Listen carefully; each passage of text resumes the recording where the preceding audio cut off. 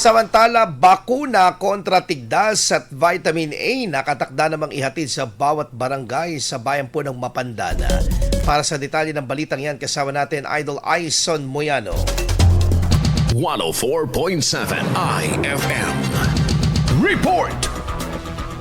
Nakahanda ng Mapandan Rural Health Unit or RHU at lokal ng pamahalaan ng Mapandan para sa Ligtas Tigdas 2026 Measles Rubella Supplemental Immunizations Activity or MRSIA with vitamin A supplementations na nakatakdang isagawa mula August 10 hanggang 28 2026. Ito ay matapos ang pagpupulong kasamang mga lider ng barangay at LGU para sa pagbabakuna ng mga batang edad na nasa 6 hanggang 59 buwan laban sa tigdas at rubella, kasabay ng pagbibigay ng vitamin A supplementation. Ayon sa nakalatag na plano, direktang ihahatid ng Rural Health Unit or RHU sa bawat barangay ang pagbibigay ng bakuna at vitamin A. Sa pagsisimula ng programa sa August 10, tututukan umano ng mga health worker ang mga batang kabilang sa target age group para sa proteksyon laban sa measles at rubella. Kasama mo mula rito sa IFM Dagupan, ito sa Idol Aison Moyano, Tatak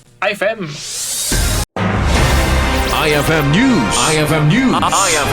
IFM News.